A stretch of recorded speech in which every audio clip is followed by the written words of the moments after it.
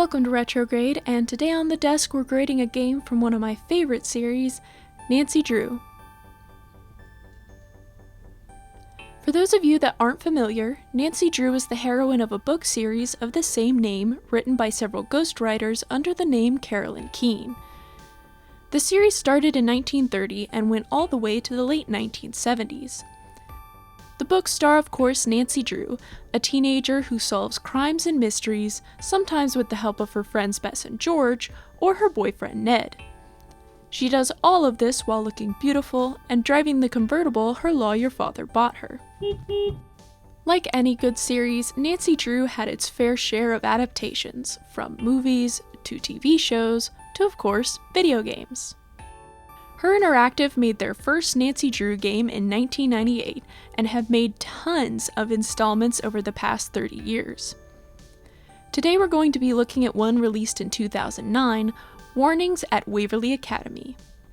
We start the game by looking at Nancy's desk. There's a book on being a detective, aka how to play the game, a book of mementos from past cases, oh, and this lamp. It turns on and off. I don't know, I just liked that. After a quick skim of the case file, we take our plane ticket to Waverly Academy. If you saw the wall of text that is the case file and decided to swiftly move on, I'll give you a breakdown of what's happening. Tell me more about this black cat. Gladly. See, the valedictorian candidates at this private academy have been getting threatening notes from someone calling themselves the Black Cat. At least it started as threatening notes, but has escalated to attempted murder. This isn't funny! Megan, a recently hospitalized student, was poisoned with something that triggered her tree nut allergy, and no matter how much they try to convince me otherwise, it was totally attempted murder. It's not like they were trying to kill me or anything. But regardless of intent, this rise in crime has led the headmistress to hire Nancy to solve the case, undercover of course. Unlike most of the games in the series where Nancy openly goes by Nancy Drew, we are at Waverly Academy under the name Becca Sawyer. Why, you might ask? Because if any of my soon-to-be classmates plugged the name Nancy Drew into an online search engine, my cover would be blown in an instant. Whoa, the internet?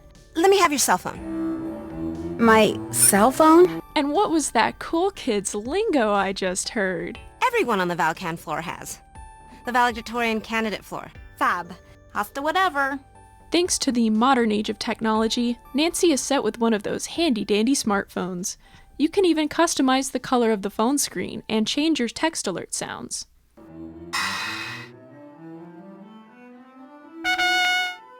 But there is a clear winner among them, in my opinion.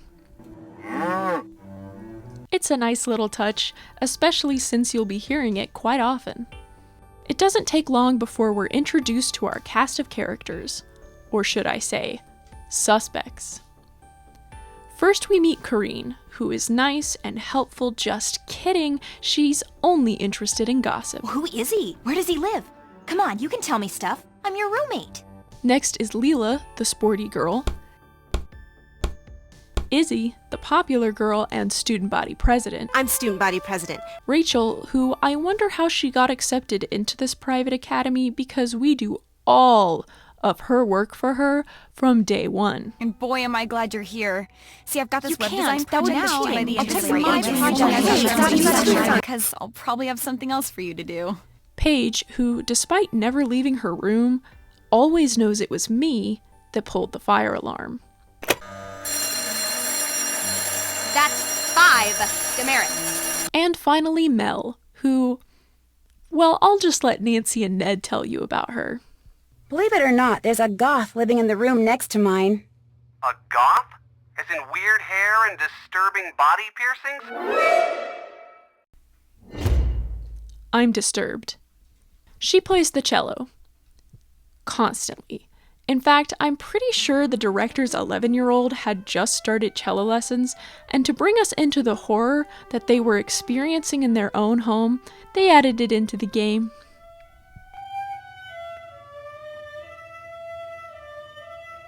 Okay, so she's not all that bad, but this does actually bring me to something I love about the Nancy Drew games. Throughout the games, you can find pictures of real people that the developers wanted to immortalize in their games. I can only assume that some of them are their children, friends, or maybe we should move on. As you can probably imagine, most of your time is spent exploring, talking to your classmates, solving puzzles, and making lunch for everyone. Attention, everyone! As of now, the snack shop is open. Yes, it wouldn't be a Nancy Drew game if you didn't have to do some menial task over Order up! and over Order up! and over. Despite Nancy being a new student, a senior, undercover, and among the valedictorian candidates, she is given the job of snack shop boss. Snack shop boss?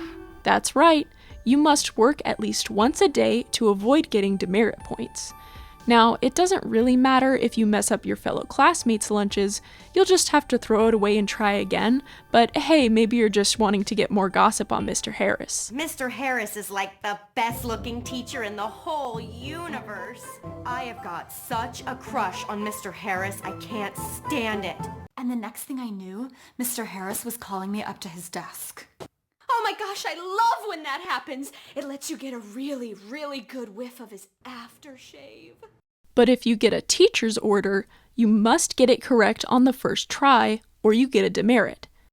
You didn't complete it in time? Demerit. You don't feel the same way about Mr. Harris as the other girls? Demerit. Demerit? Demerit.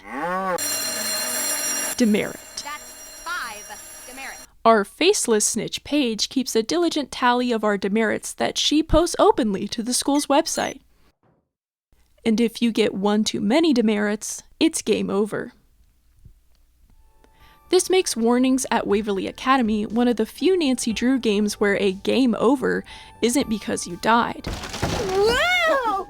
Okay, it has a little of that, but most of the opportunities for you to game over are simply based on performance. That being said, you can remove some of the demerits you gained while pulling the fire alarm and insulting teachers with your mediocre sandwich skills by doing Rachel's job and rebuilding the school's website. Just get back on the computer. Yeah, when I said we do all of her work, I really meant it. Throughout the game, Rachel tasks you with creating the webpage for the valedictorian candidates, and while I'm not entirely sure as to why this page is needed, it does give Nancy the chance to snoop around and take some glamorous photos.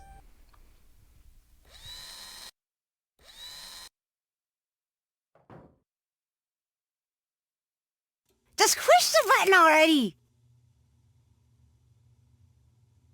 Now, it's probably about time I address the elephant in the room.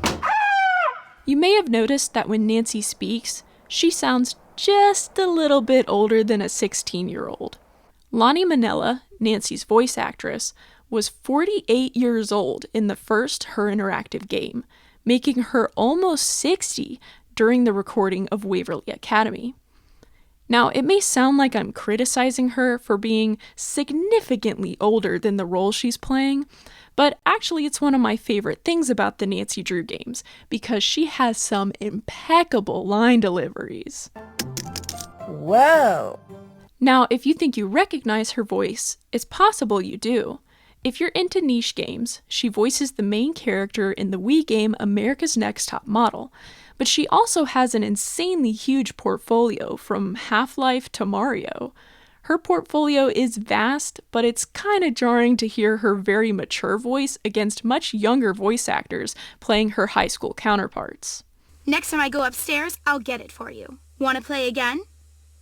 No thanks. Need anything else? Did you get that picture of Megan for me? Sorry, haven't gone back to my room yet. But the voice acting is just one of many charming things in these games that keep me coming back for more. Pop in anytime! Let's talk puzzles. Like any game, the difficulty for the puzzles really varies. Some of them can actually be pretty challenging.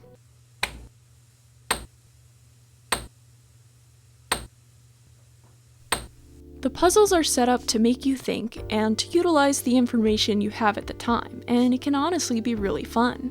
However, there's a difference between challenging and frustrating. Without revealing too much, there is a puzzle where you must consult different sources you've collected and select the corresponding pieces of silverware. Here's me solving that puzzle sped up, and this is me only using the in-game resources.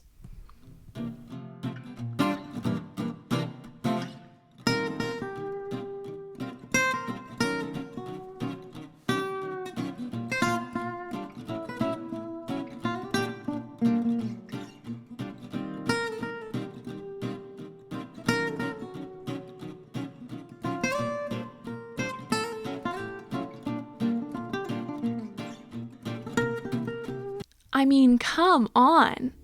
And keep in mind, that's me doing it exactly the way the game wants you to. It's not difficult, it's just tedious. And this ties into one of my bigger issues with some of the puzzles in Waverly Academy. A lot of them are locked behind searching for library books. Now, the library does have a lot of resources, though I didn't find everything I was looking for. But a lot of the puzzles that require you to look for a library book first seem solvable without it. The piano puzzle is the best example. It seemed pretty clear what it wanted me to do, and all of the pieces for the puzzle are in the room. You essentially have all the info you need to give it a few tries and reason your way to a conclusion. But even if you get it correct, it won't count until Nancy has read about it in a library book. Most of the puzzles occur as a result of the storyline. With that in mind, this means a lot of the puzzles are started by certain actions, such as talking to specific characters, which I think is a smart way to interweave the gameplay with the story.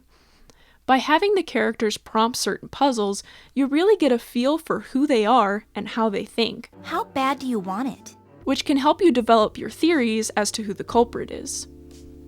The setting of a school might not seem that interesting at first, but the building is actually very pretty, and there are lots of things in the story that build the depth of the school itself.